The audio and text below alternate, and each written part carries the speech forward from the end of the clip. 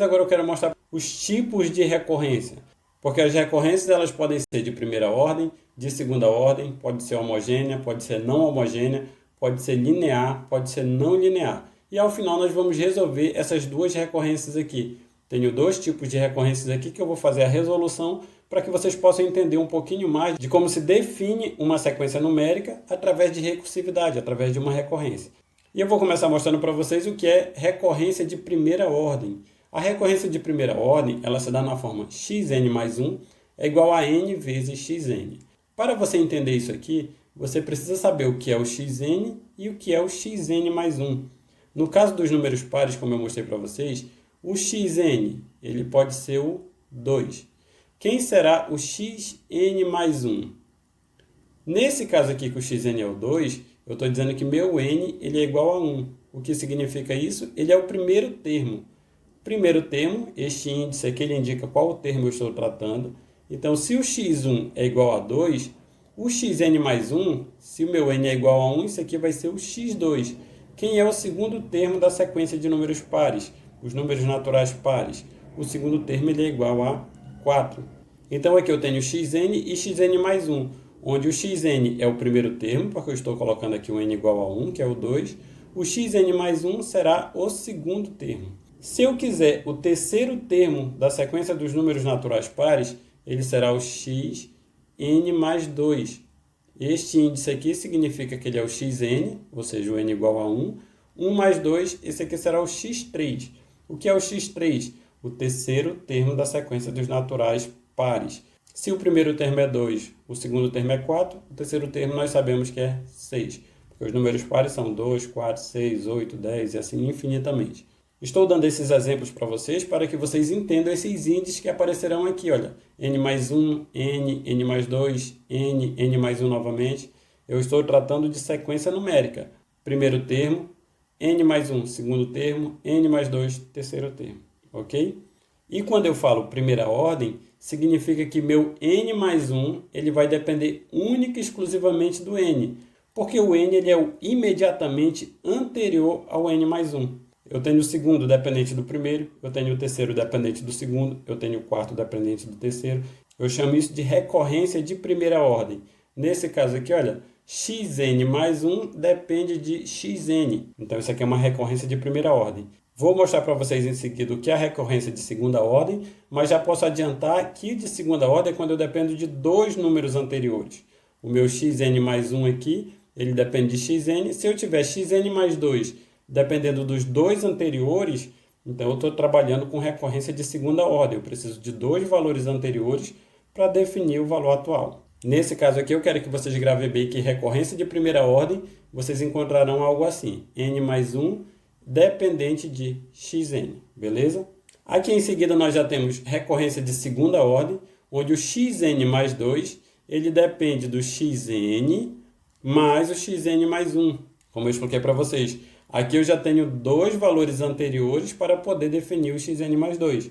Então, se eu estou dependendo de dois valores anteriores, essa recorrência aqui ela não é mais de primeira ordem. Ela não depende mais somente do antecessor imediato.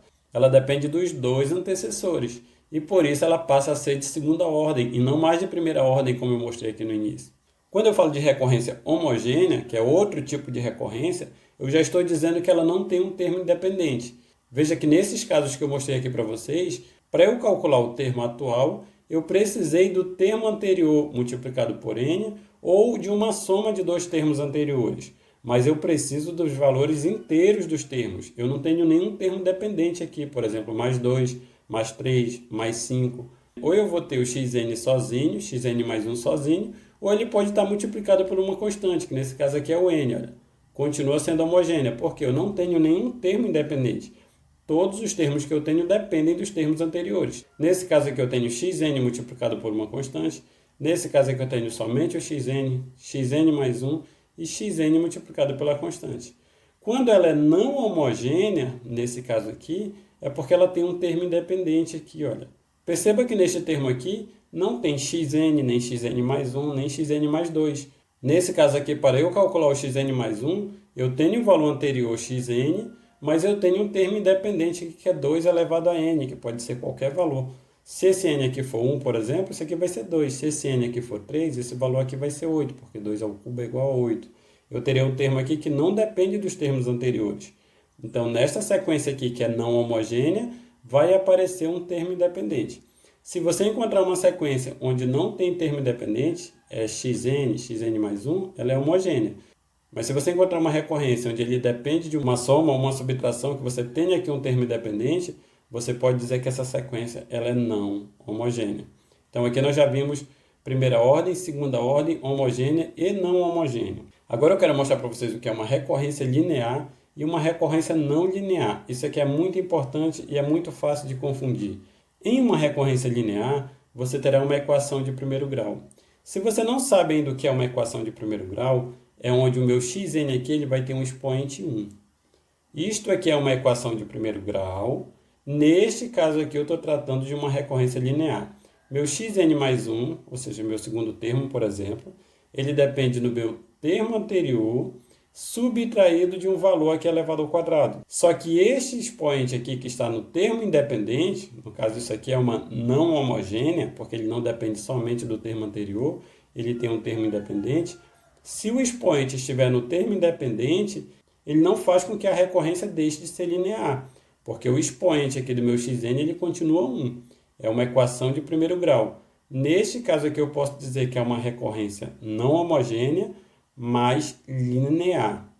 Aqui no outro exemplo da não linear, eu tenho xn mais 1 igual a x ao quadrado n. O meu expoente 2 ele está no meu xn. Então, nesse caso aqui, já não é mais uma equação de primeiro grau. E se não é uma equação de primeiro grau, significa que esta recorrência aqui não é linear. Ok? Então, nós temos aqui recorrência de primeira ordem, onde o xn mais 1 depende unicamente do seu antecessor imediato, ou seja, eu preciso somente de um antecessor para que eu possa definir o valor de xn mais 1. Segunda ordem é quando eu preciso de dois antecessores imediatos, ou seja, se eu tenho xn mais 2, eu vou ter os dois anteriores a ele, que vai ser o xn mais 1 e o xn. Ela é homogênea quando eu tenho somente o valor de xn aqui sem termo independente. Eu tenho xn multiplicado por uma constante ou simplesmente só o xn, não tenho termo independente, então ela é homogênea. A não homogênea é quando eu tenho o meu termo anterior mais uma constante aqui, que pode ser qualquer valor. Apareceu a constante, significa que já não é homogênea. Eu tenho uma linear. A linear é quando ela é uma equação de primeiro grau. E eu vou analisar se ela é uma equação de primeiro grau ou não, analisando o expoente do xn. Se o expoente for 1, isso é uma equação de primeiro grau, eu estou tratando de uma recorrência linear. E também vou verificar, quando ela não for linear, o expoente de xn. Se o expoente de xn for maior do que 1, então significa que ela não é uma equação do primeiro grau, e com isso ela não é uma equação linear. Beleza? Expliquei aqui para vocês o que é uma recorrência, quais são os tipos de recorrência, e agora eu vou resolver para vocês essas duas recorrências aqui. Xn mais 1 é igual a n vezes xn quando x1 é igual a 1, e xn mais 1 é igual a xn mais 2 elevado a n quando x1 é igual a 1. Tenho aqui uma recorrência homogênea e tenho uma recorrência não homogênea, ambos de primeiro grau. Vou mostrar para vocês como nós podemos definir que sequência é essa e que sequência é essa aqui, beleza? Se quiser acompanhar também essas resoluções, é só continuar assistindo os vídeos.